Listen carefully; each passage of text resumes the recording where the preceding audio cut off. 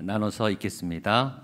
누가복음 9장 28절로 43절, 제가 한 절 여러분 한 절 나눠 읽겠습니다. 이 말씀을 하신 후 8일쯤 되어 예수께서 베드로와 요한과 야고보를 데리고 기도하시러 산에 올라가사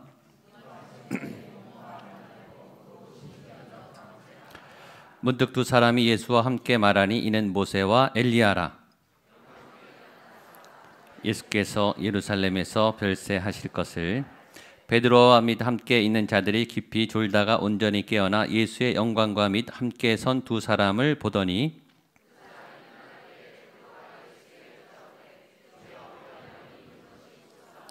우리가 초막 셋을 짓되 하나는 주를 위하여, 하나는 모세를 위하여, 하나는 엘리야를 위하여 하사이다 하되 자기가 하는 말을 자기도 이 말 할 즈음에 구름이 와서 그들을 덮는지라. 구름 속으로 들어갈 때 그들이 무서워하더니 이는 곧 택함을 받은 자니 너희는 그의 말을. 소리가 그침에 오직 예수만 보이더라. 제자들이 잠잠하여 그 본 것을 무엇이든지 그때는 아무에게도 이르지 아니하니라. 무리 중에 한 사람이 소리질러 이르되 선생님, 청컨대 내 아들을 돌보아 주옵소서. 이는 내 외아들이니이다.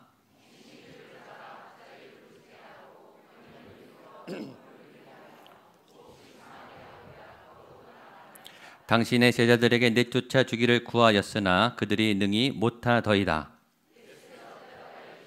믿음이 없고 패역한 세대여, 내가 얼마나 너희와 함께 있으며 너희에게 참으리요. 내 아들을 이리로 데리고 오라.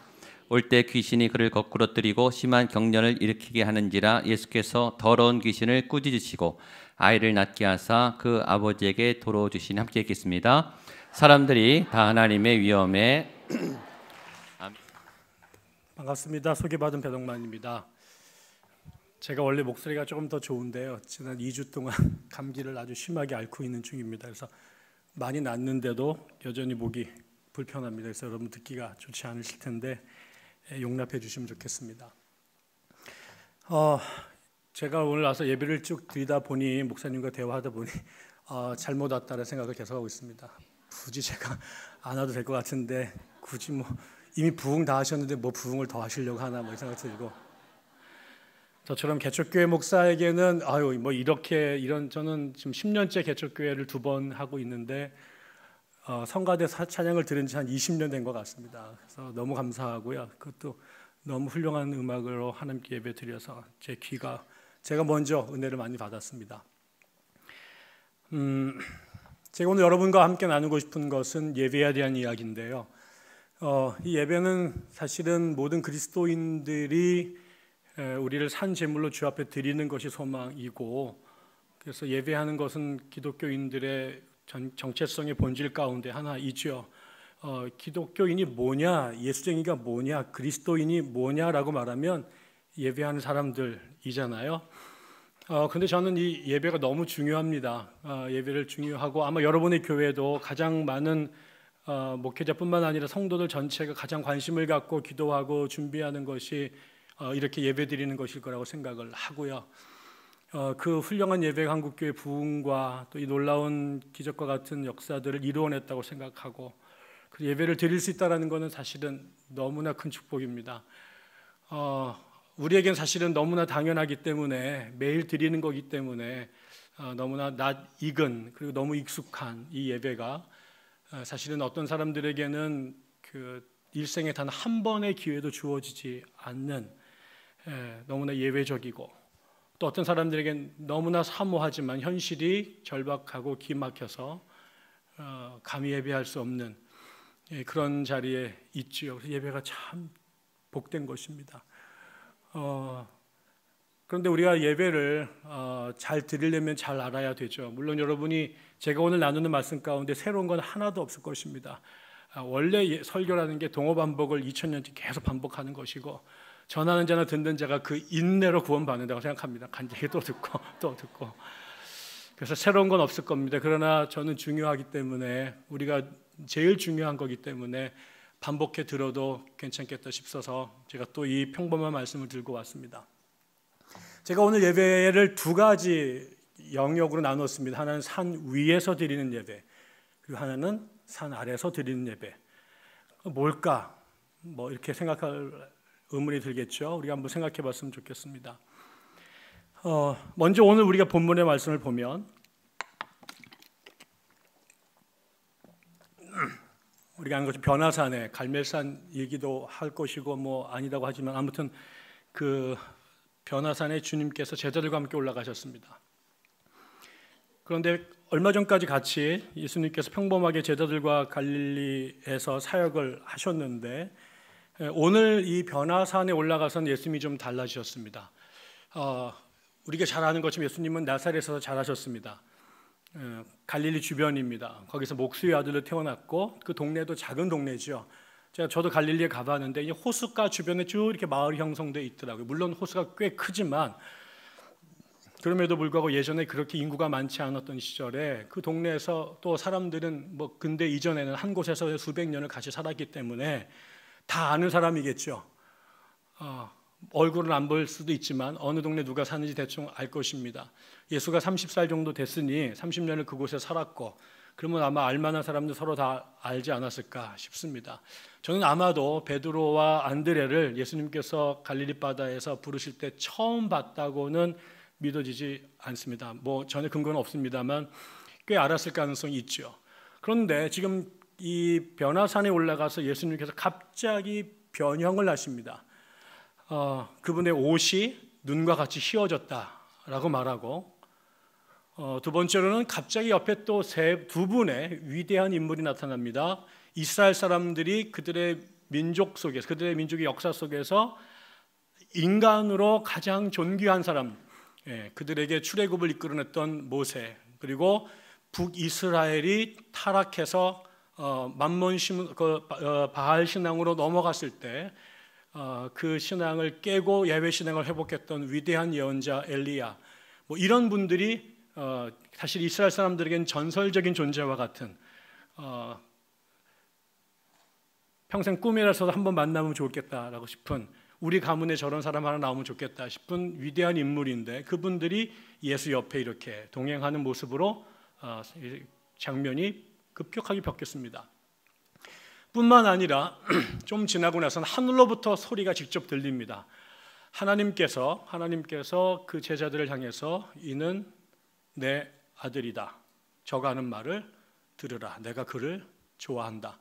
이런 말씀을 하나님께서 직접 하셨습니다. 이게 얼마나 충격이었는지 그 예수님의 제자들 3명 베드로, 야고보, 요한이 환상 가운데 들어갔고 너무 기뻐서 뭐라고 그랬습니까? 여기다가 초막을 짓시다. 그리고 하나는 주님 거, 하나는 모세 거, 하나는 엘리야 거. 그래서 삽시다. 이렇게 됐죠. 이 장면을 우리가 보면 우리의 예배가 우리가 드리는 주일에 혹은 다양한 목적과 의도를 갖고 모이는 여러 형태의 모든 예배가 만약에 이와 같다면 이 목양교회의 모든 예배가 지금 변화산에서 나타난 이 놀라운 광경이 매주 주일마다 재현된다면 제가 예언하건대 여러분 교회가 여의도 순복음교회보다 바로 커질 겁니다. 여러분이 온 그 자리에 예수님이 눈과 같이 휘어지세요. 사람이라고 볼 수 없는, 여기서 휘어졌다는 얘기는 더 이상 그냥 노멀 휴먼 빙이 아닌 그 정상적인 보통 사람이 아닌 심적 존재인데 그거 하나만 갖고도 여러분이 그 장면, 예수님이 흰 눈보다 더, 흰 옷보다 더 희게 바뀌시는 이 장면 하나만 보셔도 여러분이 평생 동안 간증 집회하시면서 애들 딸 다 장가 보낼 만큼 돈을 벌 겁니다. 그런데 거기에다가 엘리야와 모세가 나타났어요. 무슨 얘기예요? 그냥 갈릴리의 떠돌이, 우리가 보통 신학적 용어로 wandering charisma 이렇게 말하는데 떠돌아 다니는 예언자인 줄 알았더니 그 사람이 지금 누구랑 동급이에요? 이스라엘 민족의 가장 지고한 존재인 모세와 엘리야와 같은 랭킹에 있는 사람이다라는 걸 보여주는데 여기까지만 보면 여러분이 놀라운 일이 벌어질 겁니다. 이거 갖고 평생 여러분께서 간증만 하셔도 꽤 괜찮은 수입이 보장이 될 겁니다. 그런데 마지막에는요, 직통 계시를 들어요. 직통 계시. 그 말도 많은 직통 계시. 계룡산에 가야 들을 수 있는 이런 이야기를 듣죠. 그게 다른 게 아니라 이 사람이 내가 기뻐하는 나의 아들이다. 눈으로 변한 것만 해도 희한하고 모세와 엘리야가 있는 것만 해도 이분이 어떤 분인지를 깜짝 놀라게 될 텐데 이제 나의 하나님께서 육성의 음성으로 인을 치세요. 내 자식이다, 내 아들이다. 저의 말을 들으라. 요 장면, 이 세 가지의 장면, 거기서 놀래서 제자들이 집을 새 짓고 아니 내려가지 말고 여기서 평생 살면 좋겠습니다 라고 하는 것, 우리가 꿈꾸는 예배의 핵심일 거예요. 여러분 어떠세요? 매주마다 여러분 안에서, 여러분이 드리는 예배 안에서 주님의 현존을 경험합니까? 그분이 단순한 나사렛의 목사의 아들이 아니라 조금 잘난 젊은 예언자가 아니라 모세와 엘리야와 같보다 더 위대한 존재 뿐만 아니라 그가 하나님의 아들이라고 하는 것을 하나님으로부터 직접 듣는 이 경험, 이게 너무나 황홀하고 너무나 기가 막혀서 집에 가는 것 전체를 다 포기하고 여기서 그냥 평생 죽치고 살면 좋겠다라고 하는 그 감탄, 이게 우리가 교회 다니는 첫 번째 목적입니다. 예수님의 제자들이 이제 앞으로 사역을 시작하는데 그 첫 장면에서 지금 주님께서 뭘 보여주시냐면 바로 이 장면을 보여줍니다. 지금 이 모든 이야기의 가장 핵심은 뭡니까? 예수가 누구냐?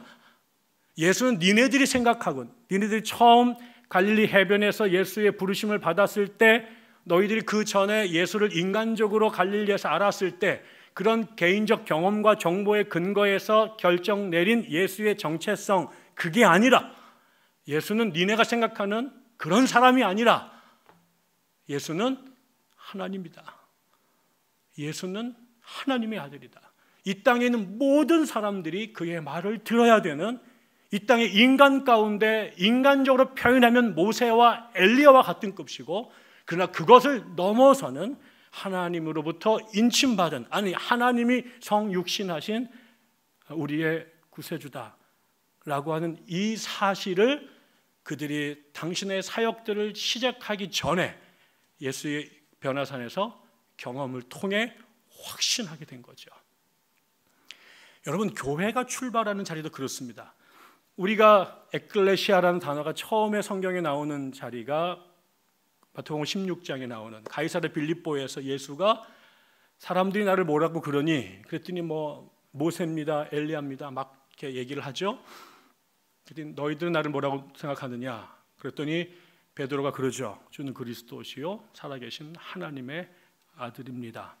바로 그랬을 때 이 고백은 네가 잘나서 깨달은 것이 아니라 하나님께서 깨닫게 하신 것이고, 그 고백 위에 내가 음부의 권세가 침노할 수 없는 하나님의 나라를, 하나님의 교회를, 에클레시아를 내가 세우겠다라고 말씀하시죠.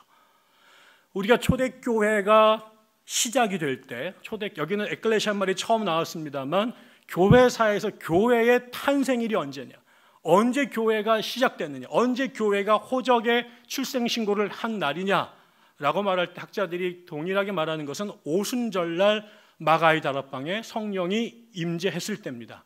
거기에서 교회가 탄생했다고 말합니다. 그런데 여러분이 나중에 집에 가서 사도행전 2장을 면밀하게 읽어보시면 거기에서 방언도 터지고 놀라운 일들이 벌어지죠. 그리고 베드로가 일어나가지고 긴 설교를 합니다. 지금 이 성령이 오순절날 주님의 제자 공동체에 임했던 이유, 영원히 계실 줄 알았던 예수께서 너무나 허망하게 십자가에 달려 죽으시고 부활하신 후에 제자들에게 보이신 다음에 승천하셨습니다. 선생님께서 한 번도 그들의 곁을 떠난 적이 없었던 제자들, 폭풍우가 몰아치면 그분이 정리하시고 바리새인과 서기관들이 신학적으로 공격하면 촌철살인처럼 그들의 입을 틀어 막으셨던 예수님, 혼자서 오병이어로 5,000명, 2만 명을 먹이셨던 그 놀라운 분 때문에 지난 3년이 참 행복하고 쉬웠는데, 이제 그분 없이 제자들이 홀로 살아야 됐을 때 주께서 뭘 하셨냐면 그들에게 성령을 주셨어요. 그런데 그 성령을 받은 여러 가지 목적이 있을 겁니다. 거기 방언도 터졌다고 말씀을 드렸어요. 그런데 그 방언을 통해서 무슨 얘기를 해요? 방언은 랄랄랄라 하는 것도 중요하고 브라사브리기 하는 것도 중요하긴 한데, 그것도 분명히 중요해요. 저도 방언을 합니다. 그러나 더 중요한 것은 방언은 언어예요. 언어는 커뮤니케이션을 하기 위한 도구입니다. 전달할 메시지가 있어요. 거기에 보면 뭐라고 말하냐면 저들이 하나님께서 행하신 큰 일을 말함을 듣는도다. 그럼 하나님이 행하신 큰 일이 뭘까? 저들이 그 큰 일을 듣고 술 취했다고 말도 안 돼라고 혹은 정신이 번쩍 뜨여서 혼비백산했던 그 메시지, 그들이 방언을 통해서 들었던 하나님의 메시지가 뭘까? 그것에 대해서 베드로가 긴 설교를 합니다. 그리고 결론이 뭔지 아세요? 그런즉 너희들이 죽인 나사렛 예수 그를 하나님께서 우리의 주와 그리스도가 되게 하셨다. 이 사실을 제자들에게 깨닫게 하신 것입니다. 결국 교회라고 하는 것은 이 역사 종교사에서 바울 같은 사람도 있고, 아니 모세와 같은 사람도 있고 엘리야 같은 사람도 있어요. 바울 같은 사람도 있고 베드로 같은 위대한 사람도 있어요. 그런데 기독교는, 초대 교회는 예수님이 모세나 엘리야와 동급인 사람 중에 한 사람이 아니라 이 땅의 종교적인 천재로 마호메시나 혹은 석가, 붓다와 같은 반열에 있는 위대한 종교 사상가가 아니라 하나님의 아들이시고 우리의 주와 그리스도라고 하는 그 사실을 어떻게 이해할 수 없는데, 도무지 사람의 생각으로는 이해할 수 없는데, 그것이 성령의 역사에 의해서 하나님께서 보여주시고 깨닫게 해주시고 역사하셔서 도무지 내 IQ로는, 내 경험으로는 도무지 이룰 수 없는 결론, 그분이 하나님이시고 우리의 주와 그리스도시고 그분이 메시아라고 하는 이 고백에 이르게끔 하는 것, 이게 교회가 출발하거나 다시 돌아오게 되는 궁극적 목적이라는 거죠. 교회가, 우리가 예배를 드리는 자리는 뭘까요? 그 자리에서 만났던 하나님, 가이사랴 빌립보에서 깨달았던 그 경험, 오순절날 마가의 다락방에서 깨달았던 그 경험, 그러나 돌아서고 나면 또 새카맣게 잊어버리고 또 새카맣게 잊어버리고 또 새카맣게 관계를 단절해버리는 주님과 나와의 관계, 그 우리의 이 정말 불쌍할 정도로 멍청한 우리들의 기억력 속에서 끊임없이 우리의 첫자리, 우리가 주 예수가 우리의 주와 그리스도라고 하는 하나님의 아들이라고 하는 이 사실을 다시 기억하는 자리, 그것을 다시 깨닫는 자리, 그리고 그 깨달음이 예수가 메시아라고 하는 이 사실이 너무 미치도록 놀랍고 충격이고 그것이 희열이어서 세상에서 내가 줬던, 세상에 추구했던 모든 것들을 뒤로내 던지고 여기 초막새 짓고 하나님이신 예수 존전에 그분 앞에 무릎 꿇고 있는 것, 이것 자체가 나의 지고의 복락이라고 깨닫고 누리는 그 자리. 병 고쳐달라는 것도 중요해요. 돈 많이 벌게 해달라는 것도 중요해요.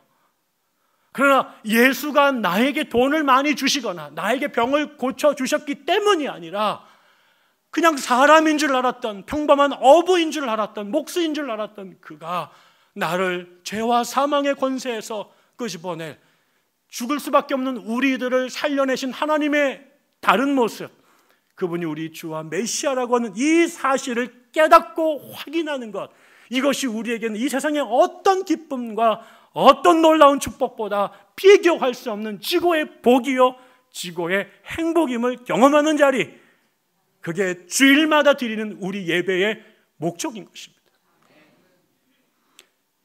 여기는 다른 것 하는 것이 아닙니다. 예배가 다른 게 없어도 괜찮습니다. 여기는 좋은 건물도 있습니다. 좋은 성가대도 있었습니다. 훌륭하게 섬기는 사람들도 있습니다. 다 좋습니다. 그러나 그 모든 것이 있어도 우리가 주일날마다 하나님의 현존을 경험하지 못한다면, 그 예배 가운데 예수가 메시아라고 하는 이 사실을 다시 깨닫지 못한다면 우리가 드리는 예배는 예배 아닙니다.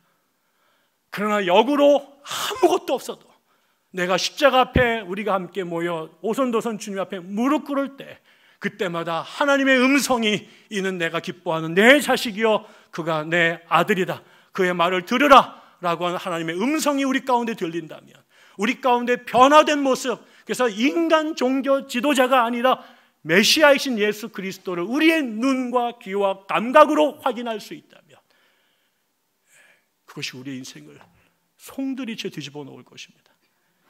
왜 변화 안 됩니까? 왜 안 바뀝니까? 왜 예수를 30년, 40년 믿었는데도 일체의 갈수록 악화되고 갈수록 심각해집니까? 아무리 목사가 설교를 잘해도, 성가대 찬양 소리가 아무리 황홀할지라도, 아무리 마이크 시설이 좋고 에어컨이 빵빵하게 틀려지고 교육 프로그램이 아무리 현란해도 거기에 성령이 임재하지 않으면, 하나님의 음성이 우리 가운데 들리지 않으면, 변화된 예수의 실체가 우리에게 경험되지 않으면 그건 아니에요. 그러나 그 경험 앞에 서게 되면 내가 그동안 누려왔던, 기대했던, 추구해왔던 모든 것들이 쓰레기가 되고 휴지 조각이 됩니다. 세상의 그 어떤 것도 하나님 그분 앞에 서 있는 그 자리, 그 순간의 황홀함을, 그 순간의 그 놀라운 경이로움을 그것과 비교할 수 있는 것이 아니죠. 목사의 설교가 바꾸는 게 아닙니다. 훌륭한 교육학자들로 이런 프로그램이 우리를 바꾸는 게 아닙니다. 제가 목회를 8년, 10년째 하고 있어요. 정말 청혼의 꿈을 꾸고 목회를 시작했죠. 많은 사람들이 그랬습니다. 배 교수가 목회를 시작하면 대전 다 죽었어. 1년 안에 1000명이야. 엄청난 많은 사람들이 그렇게 축복을 하면서 저를 사지로 밀어넣었죠. 그럴 줄 알았습니다. 게으름 피지 않았습니다. 열심히 기도했고 최선을 다해서 설교했습니다. 매번이 마지막 예배라고 생각하고 목숨을 걸고 가르쳤고요. 제가 할 수 있는 방법, 제가 열심히 공부도 시켰습니다. 그런데 깨달은 게 단 한 명도 안 바뀌었습니다. 저랑 영원히 함께 하자고 했던 그 많은 성도들, 영원히 떠났습니다. 그렇게 새벽기도 열심히 하고 같이 그렇게 신학 공부 같이 했던 나의 제자 같은 친구들, 단 한 번의 갈등으로 호련히 등 돌리고 뒤도 쳐다보지 않고 떠났고 지금 8년째 전화 한 통 없습니다. 제가 그들에게 교회 역사에 대하여 가르쳐줄 수 있습니다. 신학에 대하여 가르쳐줄 수 있습니다. 기독론과 성령론과 교회론에 대하여 얼마든지 제가 잘 가르칠 수 있습니다. 그러나 제가 가르친 그 지식이 단 한 영혼도 변화시키지 못했습니다. 철저히 깨달았습니다. 네가 갖고 있는 학위와 말재주와 네가 갖고 있던 지식이 사람을 바꿀 거라고 다른 사람들은 생각했지만, 저도 그렇게 현혹됐지만 단 한 사람도 그렇게 된 사람은 없습니다. 그러나 어느 날 말 같지도 않은 그 초라한 예배당 안에서 하나님이 우리 예배 가운데 임재했을 때 결코 바뀌지 않을 거라고 생각했던 사람들, 이 땅에 마지막 구원받을 사람이 있다면 저놈이라고 생각했던 그 사람이 상상할 수 없는 방법으로 삶이 뒤바뀌는 것도 보았습니다. 내가 하려고 했던 사람들은 하나도 못 건졌지만 제가 포기하고, 그러나 하나님이 만드셨던 사람들은 다 뒤집어졌습니다. 저는 여러분께 도전합니다. 여러분의 예배가 살아야 되지요. 여러분이 은혜 받아야 되지요. 그 은혜 받는다라는 게 여러분의 감정이 시원해지고 웃기고 뭐 어떻게 된 그런 것이 아니라, 여러분이 진정한 은혜는 하나님 앞에 대면하는 것입니다. 여러분의 자리에 주님이 임재하시는 것입니다. 여러분 눈에 예수 그리스도의 실체가 명료하게 드러나는 것입니다. 옛날 그렇게 희릿하게 거울을 보는 것처럼 보였던, 들어도 뭔 말인지 몰랐던 예수가 누구라고 하는 사실을 여러분의 눈이 열리고 영혼이 열리고 가슴이 열려져서 그분이 여러분 앞에 나타나는 것입니다. 이것이 우리가 예배 오면서 기도해야 될, 그리고 여러분이 모든 역량과 여러분의 모든 에너지와 돈을 쏟아 부어서 모양교회가 꿈꿔야 될 예배의 모습일 것입니다. 다른 것 아닙니다. 하나님을 만나는 자리, 하나님이 누구인지를 알게 되는 자리, 예수의 실체를 여러분이 보는 자리. 그래서 그 자리가 너무나 황홀해 세상으로 돌아가고 싶지 않을 만큼 여러분의 그 자리를 사모하게 될 때 승부는 끝난 것입니다. 두 번째가 있습니다. 그런데 이게 너무 중요하고 이게 결정적인데 예수님의 스토리는 여기서 끝나지 않습니다. 초막셋을 짓고 싶었어요. 영원히 여기 살고 싶었어요. 저도 그런 경험이 있어요. 저도 예수 믿은 지 40년이 넘었는데 주일학교 때부터 교회 다녔습니다. 교회가 좋았어요. 그냥 처음부터 좋았어요. 왜 그런지 모르겠어요. 그냥 좋았어요. 그래서 선생님들도 좋았고 성가대도 좋았고 정말 열심히 교회 다녔습니다. 부흥회를 우리 때는 참 많이 했는데 저는 이제 성결교 목사거든요. 성결교는 뜨겁잖아요. 또 우리 목사님은 특히 유난히 뜨거우셨습니다. 그래서 우리 교인들이 정말 광적으로 기도 많이 했습니다. 금요일 날 이렇게 그 철야 집회를 하면 그 박수 치는 소리가 밖으로 한 400m, 500m까지 들썩들썩 걸려가지고요. 예배 시간에 옆에서 문 열고 호수로 물 뿌리면서 쫙 뭐 이런 것도 제가 직접 보고도 그랬습니다. 뜨거웠어요. 은혜 체험 많이 했습니다. 부흥회를 자주 했는데요. 이 찬양을 하잖아요. 예배 전에 막 불길 같은 성령이요 막 부른 너무 좋아요. 막 그 꼬맹이가 막 같이 찬양을 하는데 이게 너무 좋은데 목사님이 설교만 하면 졸려요. 그래서 제가 우리 권사님한테 이제 목사님들 설교 안 하고 찬양만 하면 안 돼요? 너무 좋은데요. 제가 그런 말씀을 드렸던 기억이 있습니다. 그 기도하는 시간이 2시간, 3시간 하는데 막 은혜가 쏟아지고 방언을 하고 이러니까 너무 좋은 거예요. 집에 가기가 싫었어요. 공부하는 거 지겨웠거든요. 근데 교회에서 찬양하고 예배하는 거 너무 좋았어요. 그래서 목사가 됐어요. 평생 그 짓 하고 싶어서. 지금도 저는 교회 밖에 나가면 바보입니다. 전등불 하나도 잘 못 가르쳐가지고요. 학교 다닐 때도 잘할 때 변기가 고장나면 제 여동생이 고쳤습니다. 바보예요. 아무것도 할 줄 모릅니다. 그런데 철이 드니까 나이가 들고 신학을 하고 목회를 하다 보니까 이 오늘 읽은 이 누가복음의 말씀이 36절까지 변화산에서의 모습이 나오거든요. 근데 그 나이가 먹으니까 그 다음 절이 보여요. 37절이. 뭐라고 나오냐면 다음 날 그들이 산에서 내려오니 영원히 있고 싶었거든요. 그렇지 않겠습니까? 여러분 생각해도 예수님이 그렇게 변화되시고 하나님 음성 들리는 그 자리에 정말 기도원 짓고 평생 동안 거기서 사찰하면서 살고 싶지 않겠어요? 저 같으면 그럴 것 같아요. 그런데 바로 다음 날 주님이 제자들을 그곳에 머물게 하지 않고 끌고 내려오십니다. 여러분이 주목하셔야 될 부분이 바로 그 부분입니다. 절대 변화산의 경험이 없이 산 밑에서의 경험 안 됩니다. 이게 먼저 있어야 됩니다. 그리고 계속 그 자리로 돌아가야 됩니다.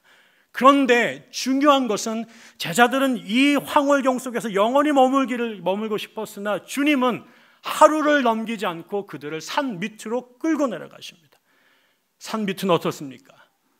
한 어린아이가 간질에 걸렸습니다. 그래서 불에도 기어들어가고 물에도 뛰어듭니다. 부모님들이 24시간 감시를 하는데 언제 미쳐 날뛸지 모릅니다. 간질인데 뒤에 뭐가 이제 귀신이 있습니다. 귀신이 이 아이의 주인이 돼서 얘를 쥐어 흔듭니다.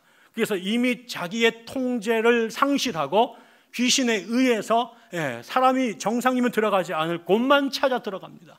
늘 죽을 위험에 놓여 있어요. 그러니 어떡합니까?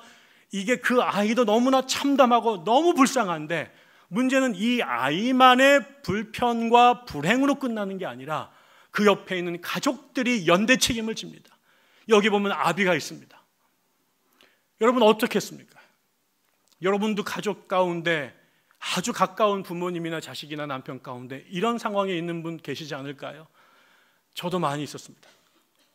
저희 아버지도 오랫동안 진폐증과 폐결핵으로 요양원에 계시다가 돌아가셨습니다. 아버지는 대전에 계시고 저희는 인천에 있었는데요.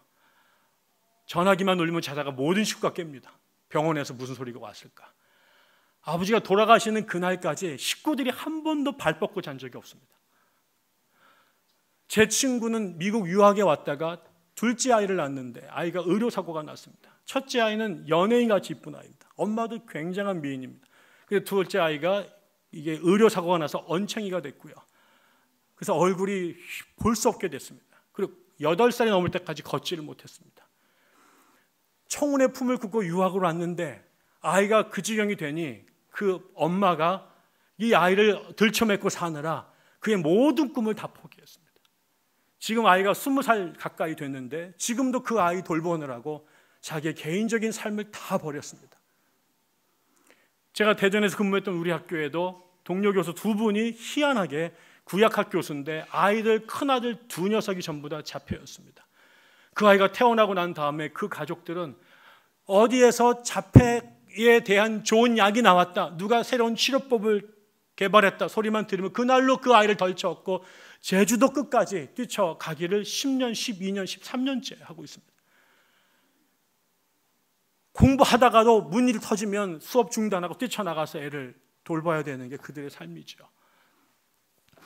이 장면이 마치 산 위의 모습이 우리가 꿈꾸는, 그리고 요한계시록 4장 5장에 나오는 천상의 한 장면, 천국의 한 장면이라고 말한다면, 지금 산 밑에서 귀신에 붙잡힌 이 간질 걸린 어린이와 그에게 연계된 그의 공동체는 그야말로 아비규환이고 이 땅에서 경험하는 생지옥입니다.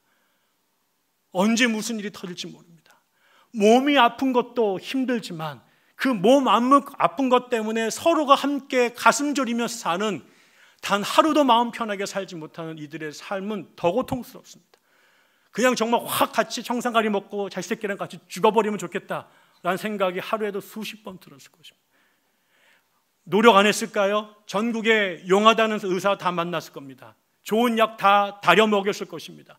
가산을 탕진하면서 애를 살리겠다고 몸부림을 쳤을 것입니다. 그런데 효용이 없습니다. 그날도 예수님의 공동체에 예수님에 대한 소식을 듣고 아이를 아빠가 끌고 왔습니다. 제자들에게 보였더니 제자들 9명이 달려들어서 이 아이를 어떻게 해보겠다고 난리를 쳤으나 어떻게 감당하지 못하고 상황은 난리가 났습니다. 한 아이가 귀신에 붙들리자 그 아이 개인의 삶뿐만 아니라 그의 가족, 그가 사는 마을, 세상 전체가 엉망진창이 되어버렸습니다. 이게 우리의 삶입니다. 하나님의 영으로, 하나님의 형상으로 지음받은 존재가 하나님이 아니라 귀신에게 장악되었을 때 그 아이의 삶이 이러합니다. 하나님은 젖과 꿀이 흐르는 땅을 우리에게 주시기를 원하셨고, 이 땅에 샬롬과 정의와 공의와 인애가 넘치는 세상을 만들기를 원하셨는데, 하나님이 배제되고 그 자리에 귀신들이 들어가 있게 됐을 때 이 세상, 하나님이 지으셨던 천지가 사람이 살 수 없는 생지옥으로 돌변합니다.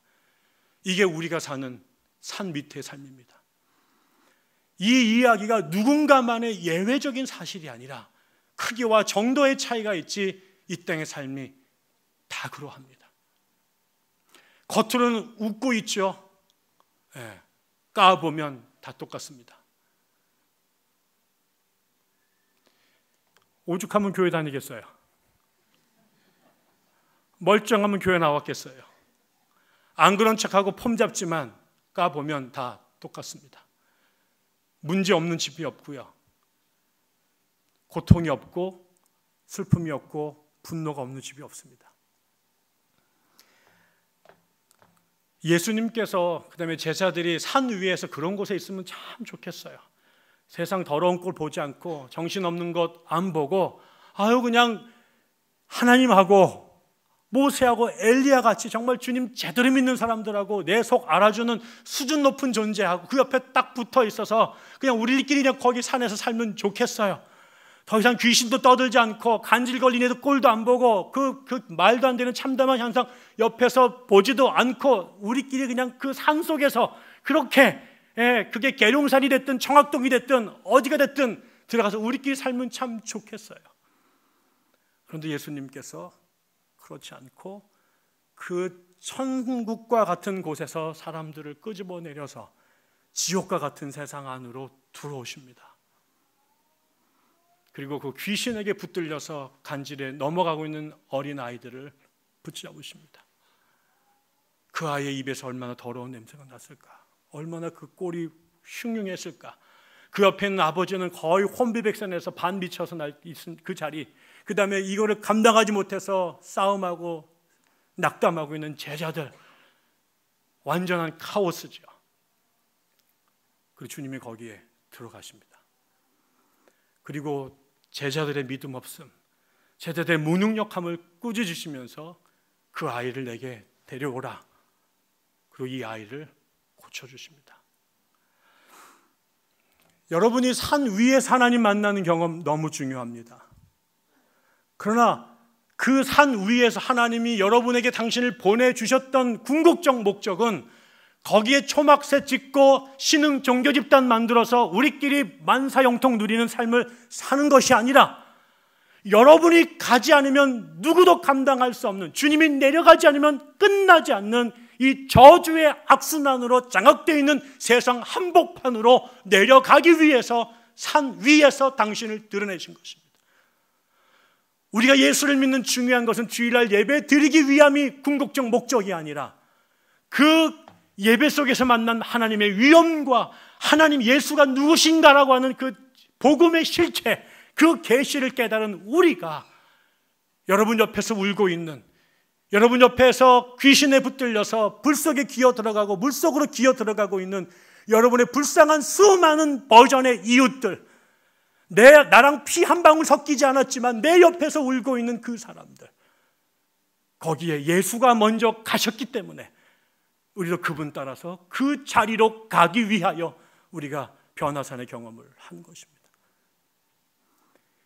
여러분이 변화산에서 만난 변화되신 예수님, 모세와 엘리야와 동급으로 있는 우리에게 찬양과 경배를 받으셔야 될 예수님 뿐만 아니라, 세상 누구도 돌보지 않는 이 불쌍한 사람들 틈 속으로 내려와 같이 우시고 같이 분노하시고 같이 눈물을 흘리시는, 우리의 삶 속에 역사하시는, 우리와 함께 일하시는, 그리고 우리를 살리시는 예수님을 산 밑에 우리의 일상의 삶 속에서 경험해야 됩니다.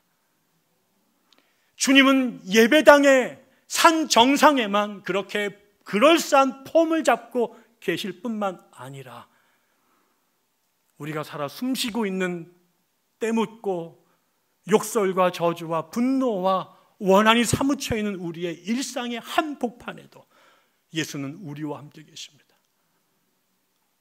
그 속에서 주님을 만나야 됩니다. 그분이 우리와 함께 계시는 것들을 그 자리에서 경험해야 됩니다. 그분이 우리를 만지시는 경험들을 해야 되고, 그분이 우리를 살리시는 경험들을 해야 되고, 예수를 수십 년 믿어도 조금만 주님만 안 보여도 엄마를 잃어버린 어이처럼 황당하고 절규하고 있는 이 불쌍한 믿음 없는 우리들의 실체가 다 드러나서 결국 예수 없이는 살 수 없다라고 하는 것들을 깨달아야 되고, 그렇게 출발했으나 어느덧 그 자리에 함께 뒹굴고 굴르다 보니 내 안에 겨자씨만한 믿음도 생겨지고 예수에 대한 조금 더 정직하고 온전한 알므로 이어져서 나중에는 주님이 당신이 갈 수 없는 자리에 우리들을 제자로 파송하셨을 때, 그곳에서 예수의 제자의 사명을, 예수가 그 전에 내게 행하셨던 그 놀라운 기사와 이적과 사랑과 정의를 이제 내가 주님의 제자가 돼서 나를 보냄받은 그곳에서 감당하는 자로 성장해야 되는 것이지요. 오늘 한국교회 문제가 뭘까요? 수많은 훌륭한 예배가 있어요. 교회마다 너무나 많은 돈과 인력과 에너지를 쏟아부어서 훌륭한 목사님 모셔서 너무너무 훌륭한 예배들이 있어요. 그런데 우리의 일상에서, 산 밑에서 예수를 보기가 어려워요. 귀신이 장악하고 있는 것은 산 정상이 아니라 산 밑이에요. 그런데 그 산 밑도 하나님이 지으신 것이에요. 하나님은 산 위에서만 예배 받으셔야 될 뿐이 아니라 우리의 일상의 한복판에서도 하나님은 우리의 주님으로 예배받으셔야 돼요. 그분을 만나는 자리가 예배당뿐만 아니라 예배 시간만이 아니라 우리의 인간의 쓴물이 다 드러나고 우리의 한계가 다 드러나고, 그러나 하나님 계시지 않아서 귀신에게 장악돼 불속으로 물속으로 기어 들어가는 그 참담한 우리 사회의 곳곳의 구석구석에, 거기에서도 우리는 예수를 만나야 되는 것입니다. 주님은 여러분을 거기서 더 오래, 더 강력하게, 더 제대로 만나보고 싶어 하십니다. 어렵습니다. 두렵습니다. 믿어지지 않습니다. 가능할까 의심이 듭니다. 그러나 우리가 산 위에서 만난 예수님뿐만 아니라 우리의 삶 속에서 나와 호흡하시는 주님을 경험하지 못한다면 우리는 끊임없이 산속으로 기어 도망가는 비겁한 패배자들 될 것입니다. 그러나 우리가 여러분의 보냄받은 여러분의 자리에서 여러분과 함께 하시는 하나님, 그곳에 임마누엘 하신 하나님, 그곳에 인카네이션 하신 하나님을 여러분이 계속 만나게 된다면 여러분은 어디에 있든지 언제든지 하나님의 은혜와 능력과 권능 안에 거하게 되실 것입니다. 정리합니다. 저는 여러분의 교회가 이 땅에서 가장 영롱한 예배를 드리기 원합니다. 매 주일 모든 여러분이 모이는 그 자리에 하나님께서 영으로 임재하셔서 여러분의 귀와 눈을, 감각을 열어 예수가 누구인지를 드러내시는 그 계시의 현장 한복판에 여러분의 교회가 있기를 주의 이름으로 축원합니다. 동시에 여러분이 그때 받은 은혜와 권능으로 삶의 현장으로 돌아가서 여러분이 밥 먹고 사시는 그 자리, 돈 벌기 위해서 마귀가 되기도 하고 바알세불의 제자가 되기도 하고 하나님 팔아먹었던 유다가 되기도 하는 그 삶의 현장 안에서 여전히 여러분과 함께 일하시기를 원하고, 그 귀신들을 쫓아내고 그곳에 하나님의 나라를 이루기 원하시는 예수 그리스도의 또 다른 모습들을 그곳에서 매 순간 강력하게 경험하기를 원하시고, 그렇게 여러분을 통해 하나님의 나라가 여러분의 삶 속에 뚜렷하고 강력하게 임하며 확장되기를 또한 주의 이름으로 축원합니다. 기도합니다. 하나님 아버지, 하나님 아버지, 당신의 귀한 백성들이 온 마음을 다하여 당신을 찾으며 당신을 경험하기 원하며 당신을 알기를 원하며 당신의 말을 듣기 원하오니 주여 긍휼과 자비를 베풀어 주옵소서. 모일 때마다 보게 하시고 깨닫게 하시고 알게 하시고 흩어지는 곳곳에서 더 강력하게 우리 가운데 임한 주님을 만날 수 있도록, 그리고 주님과 함께 우리의 삶에서 귀신들을 쫓아내고 그곳에 주의 나라가 임하는 것들을 목격하고 증언할 수 있도록 하나님께서 은혜 베푸시기를 간절히 원합니다. 이 교회 주님 기억하여 주시옵소서. 예수님 이름으로 기도드립니다. 아멘. 예, 우리 귀한 말씀을 우리 하나님 주신 하나님께 먼저 감사의 박수. 우리 목사님 감사합니다. 힘을 다해서 열정적으로 저희가 꼭 들어야 될 정말 필요한 도전의 말씀